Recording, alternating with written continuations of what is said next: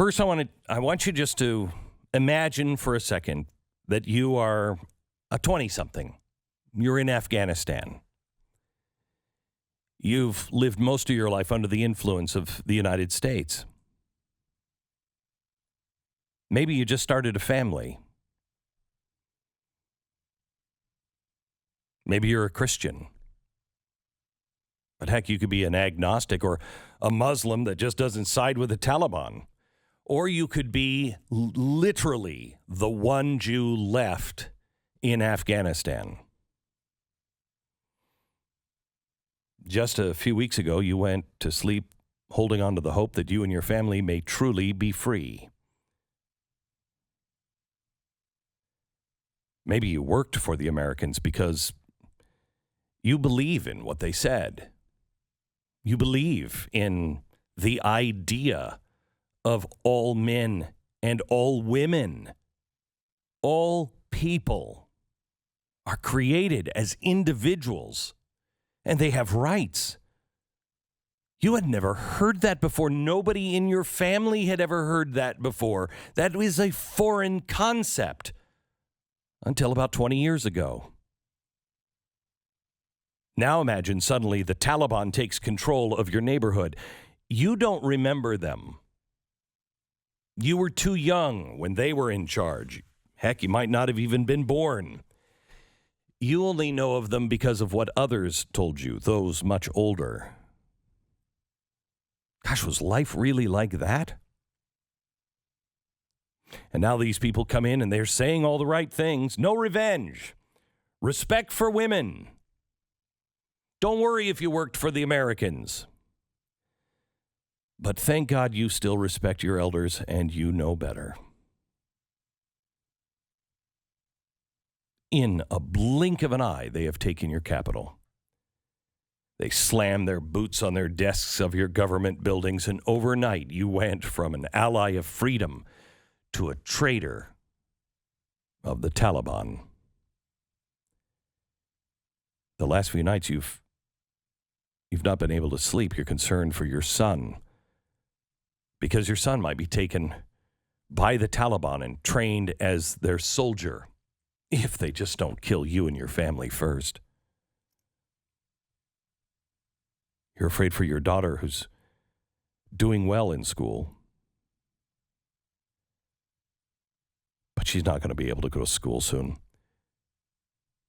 Your daughter is 12. When she turns 12, she can be used as an incentive for the Taliban soldiers. They just announced it yesterday. Comfort wives.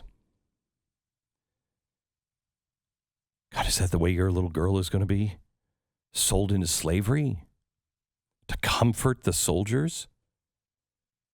How about your wife?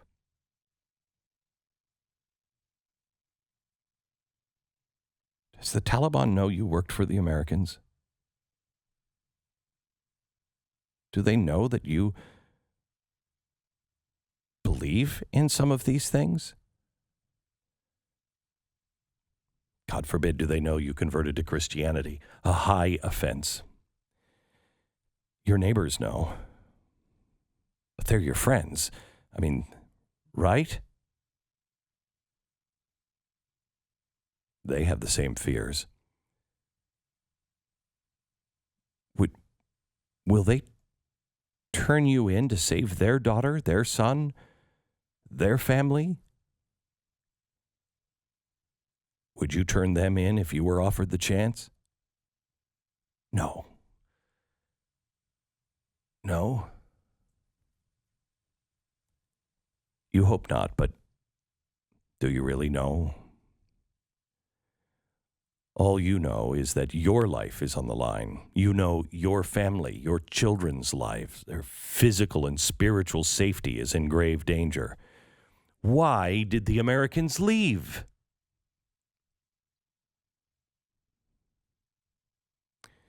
You saw the videos of your fellow citizens dying while desperately grasping onto the airplanes. You've watched women in your own town take their own lives rather than live under the Taliban. The America you worked with All of its values are gone now. They have vanished. You were promised, but you haven't heard any plans for rescue.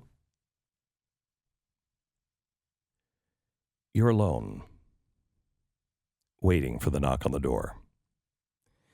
You and your family bear the guilt of an American, but you never had the privilege of being one.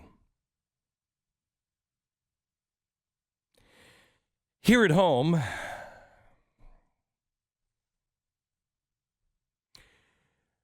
oh, wow, we're caring about so many important things. Gender rights, and we want to make sure that we get our pronouns right. Oh my gosh, you don't know what it's like to be an American. Jeez. It's horrible. It's horrible. You know, I can't buy a new car because of chips. Can't get the chips.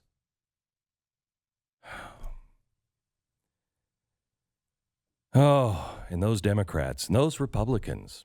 Oh my gosh. And have you heard? The governor of Texas has COVID. Well, it serves him right. I'll tell you that right now. What is that? Oh, the people left in Afghanistan? Here we are at home watching our nation burn. Watching our nation humiliated. Our superpower status is on the edge. And personally, I don't care if we're a superpower. I'm sick of being the world's policeman. However, I'm also apparently smarter than the current administration. You can't leave a giant vacuum. A vacuum to be filled by the dictators and the theocrats and the thugs and the mobs and the Chinese communist killers to fill. And that's exactly who will fill our void. Well, what do? We talk to each other, right? Oh, I can't wait for the latest podcast. Oh, he's going to give it to him. Because the government is so corrupt. I don't trust anybody in our own government anymore. Clearly, they're not prosecuting the bad guys. There's nothing else we can do. I mean, if we speak out, we're labeled terrorists by the same people that just allowed real terrorists to take control of Afghanistan. They gave them the keys to the doors to rape and take helpless young children as young as 12. To give them to their soldiers as gifts for their sexual gratification. Oh, but don't worry. They will marry them in some sick, perverted version of God's law. This isn't God. This is evil. And damn it, we all know it. We know what's happening all over the globe, including our own country, is evil, and it is sweeping the globe. Why? Because what do? Too many of us are falling silent. We are silent. What are you waiting for? Who, may I ask you, are you waiting for? Who do you think will step up and fill this void? Who do you think is going to come to the world's rescue? There's no Churchill. There's not even an FDR. The world is led by clowns, Biden and Trudeau.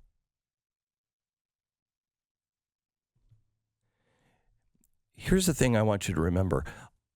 Unlike the thousands of Afghanis who believed in us, who helped us, we have the privilege of being American. But far too few of us know we, not the Biden administration, not the government, but we will bear the guilt of being an American.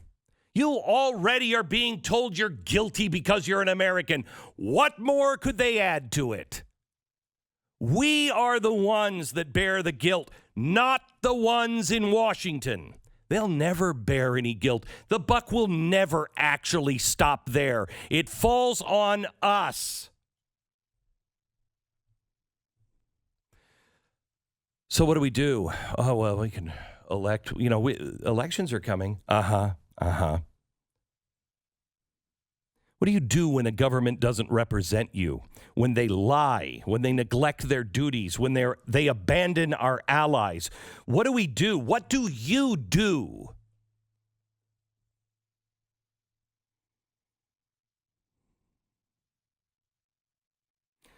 Watching our national leaders completely destroy 20 years of work. It is natural to wonder, who have we become?